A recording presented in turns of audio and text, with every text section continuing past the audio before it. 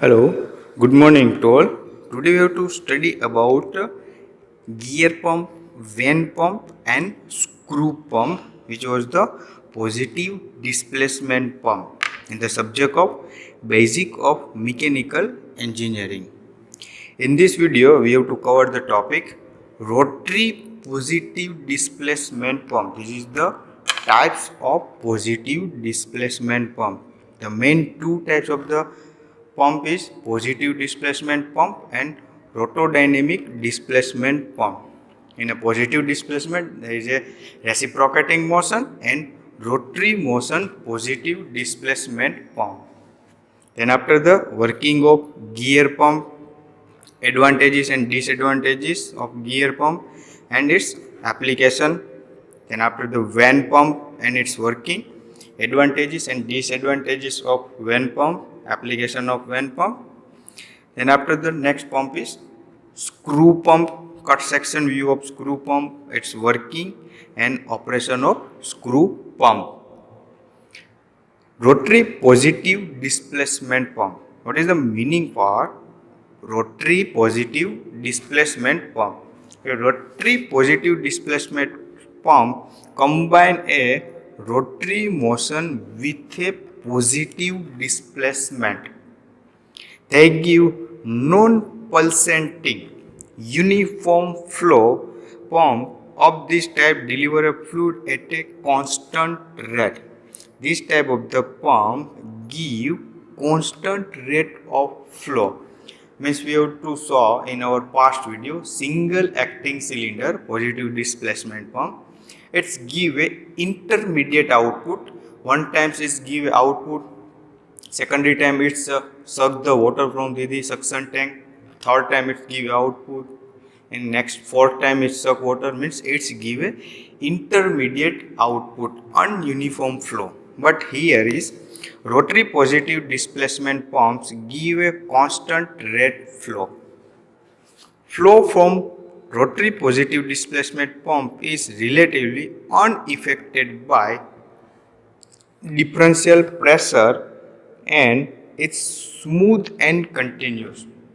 Because of that, it's give a continuous rotary motion inside the pump and give a continuous water flow output.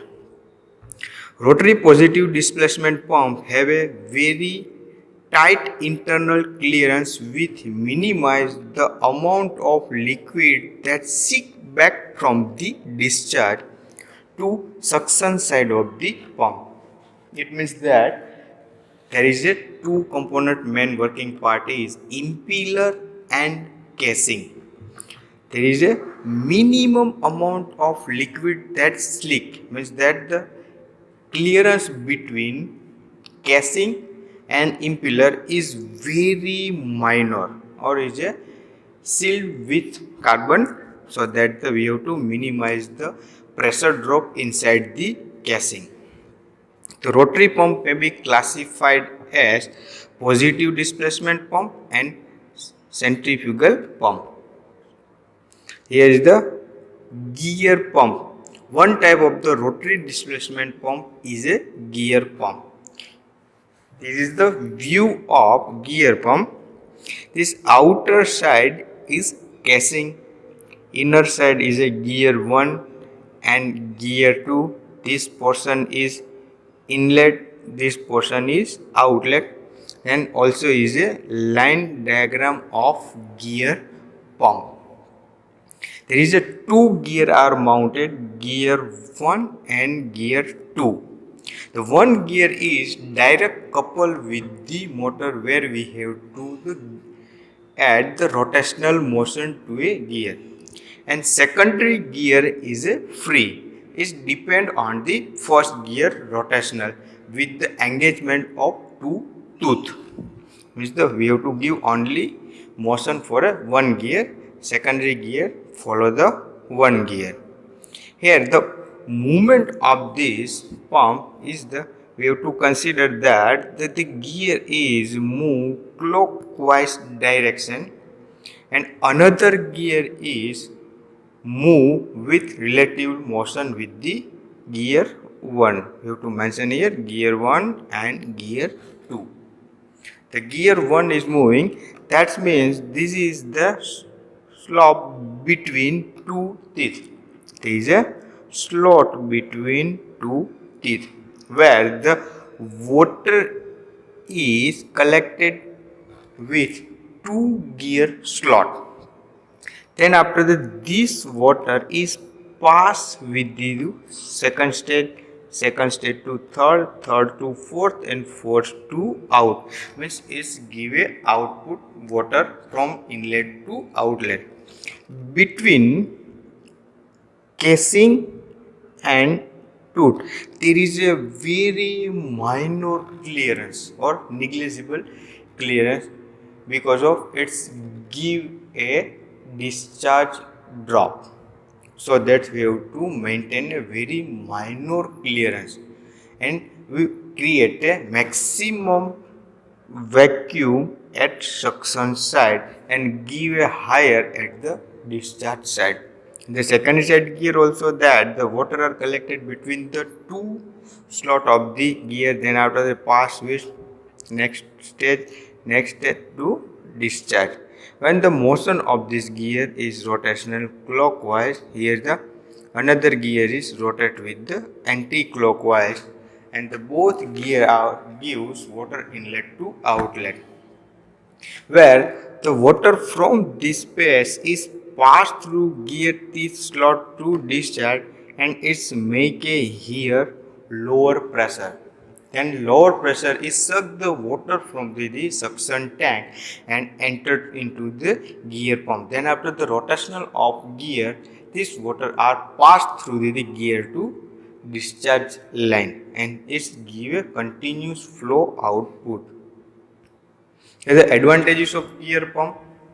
Gear pump handle the viscous or heavy liquids, develop a high pressure and give a discharge nearly free from fluctuation and independent of the discharge pressure.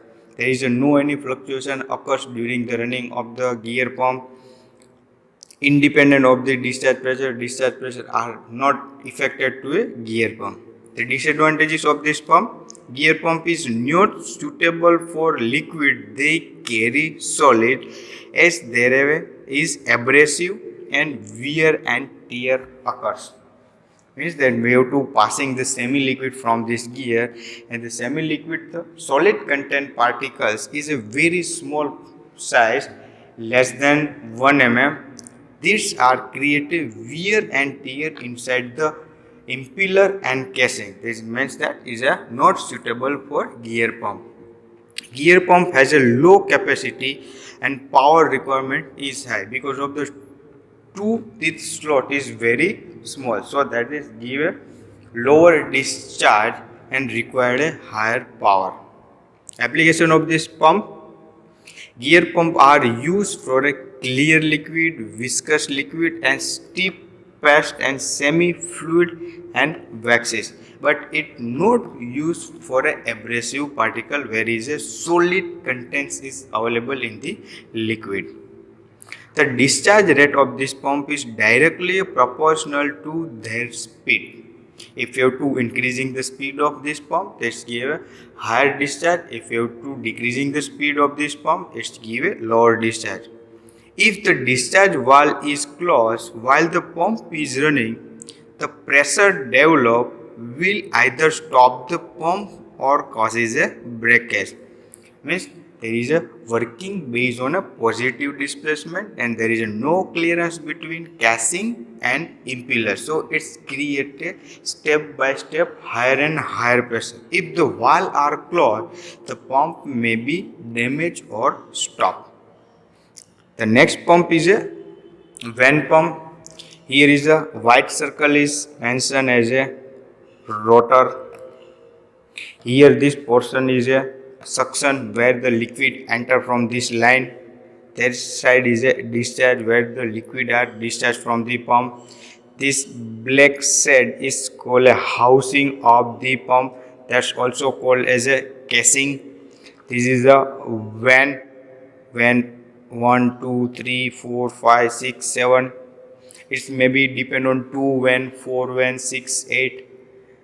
It's as per requirement we have to arrange number of van. This is the shaft where we have to give the rotary motion input to the pump. Now we have to show that the working of van pump. This is the working of van pump. This portion are as a inlet and this portion are as a outlet. Both figure are same but diagram is slightly changed.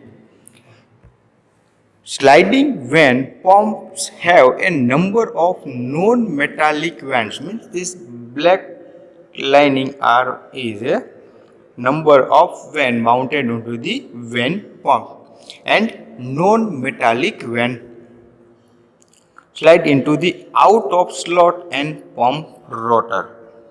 Where we have to show another diagram is that the van and there is a line van means is a one type of the hydraulic jack we can say. There is a one type of the hydraulic jack we can say. If you have to push this white portion, it goes to inside this the black portion. This white portion we have to push, there be inside goes to the is the black portion. Means the working of this shaft is there like that's the master cylinder and there is a one rod inside and we have to apply here is a spring. For working of this van goes to inside and reverse back with outside with the spring force. That's type of the van are available in the van pump. There is a 6 van available in this pump. When the first the water comes enter into the casing. Here the impeller is create a clearance between casing and impeller and here casing and impeller clearance are completely zero. Then the water are enter into the van pump.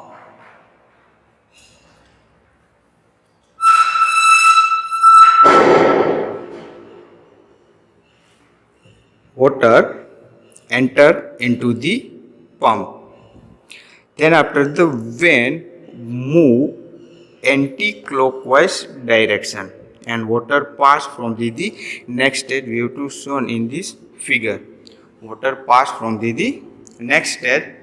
Then after the next van is continue to coming and the water as goes out from the van. The van moves outward in their slot and bear against the inner bore of the pump casing forming pumping chamber. Means that effect are produced as a pumping and continuously water comes into the impeller casing side. Then after the each revolution displacement a constant volume which is passed around the pump casing to the discharge port. Here is the discharge port. This van continues coming from the rotational motion and gives a continuous outside of the casing water discharge.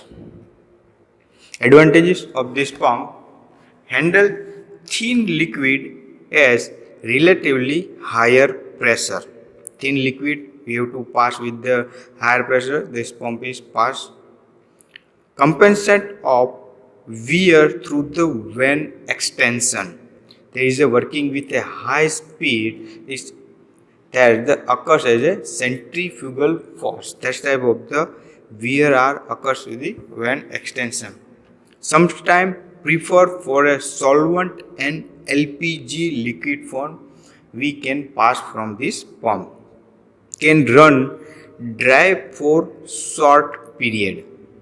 If you have to pump pass with any dry gases, its work period is lower because of the van and casing are directly contacted and it make a higher friction due to the directly contacted with impeller and casing and it's also create a temperature so pump may be damaged. We have one seal and stuffing box develop a good vacuum. There is no leakage between the impeller and vane and casing. Disadvantages of this pump: can have two stuffing box, complex house and many parts, not suitable for higher pressure, not suitable for higher velocity, and not good with abrasive particles. Application: aerosol and propellants, aviation service, fuel transfer and deciding, auto industry, fuel, loops, refrigeration, coolants can pass. Means there is a many more types of the liquid can pass from this the pump, but the abrasive particle where is a solid container available, that type of the fluid are not possible to pass with this pump. Bulk transfer of LPG and NH3 in a liquid form, LPG cylinder filling, we can use this type of the pump. Alcohol transfer, refrigeration as a like freon and ammonia, R series gases can pass. Solvent we can pass from this pump. Aqueous solution means the higher dense liquid can pass from this pump. Next the topic is screw pump. This is a cut section of screw pump. You have to saw that this is a screw 1 and screw 2. This is a main shaft which was directly coupled with the motor and gives is a rotational RPM, and this second number screw are follow the first screw. Here is the center is a inlet and center is a outlet. Working of screw pump. A screw pump utilizes two intermeshing helical rotor mounted in a parallel condition. This is a casing. The screw 2 is screw 1. Both screw are as a helical rotor, and both the helical screw mounted with each other in a parallel condition, which rotates in opposite direction at a high rotational speed without touching. Means these both gear are rotate but not directly contacted. There is a minor of clearance there. The rotor can be constant pitch, number of thread per unit length, or utilize a decreasing tapered pitch, which provide a compression of gas while transporting it.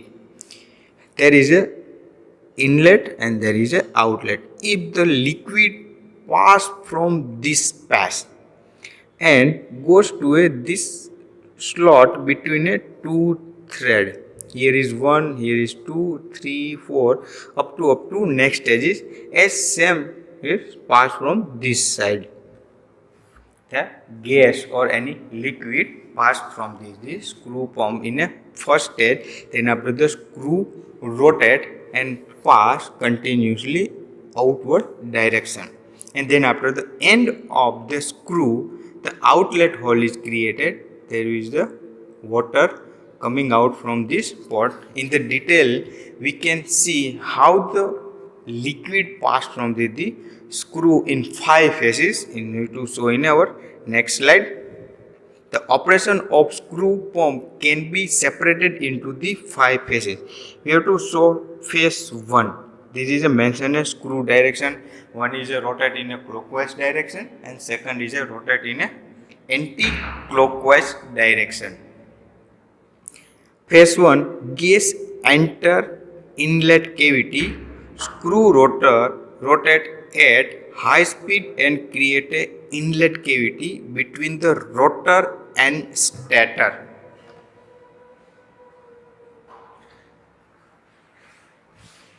Means the phase 1, the water is passed from this here, means the between the two thread.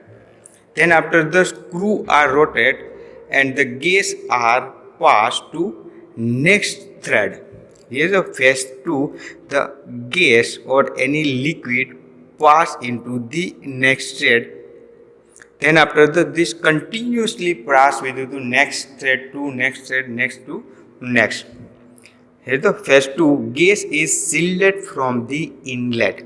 Means the screw here and its casing, they are sealed so that the gas or any liquid cannot the pass with impeller or screw to casing side in a back pressure. As the screw continues rotate, the cavity becomes sealed and cavity separated from the pump inlet. Means the separated inlet are directly separated with the gas are between the two slot of the thread. In the phase 3, gas is displayed along with the pump axis and relative motion of the screw causes a taper and pockets to be transferred from the inlet tower to the outlet tower. Means the gas is passed continue with the first to next and continue to next, but is not transferred from this slot to next slot as a back side. At the last state, gas exits the pump. The tapered gas is transferred to the pump outlet at the atmosphere pressure and create a pumping action. Then after the last stage, where gives a output, the gas are coming out from the screw pump at a atmospheric pressure. But if you have to give a NRV valve, that's how give a continuous step by step increasing of the pressure in a screw pump.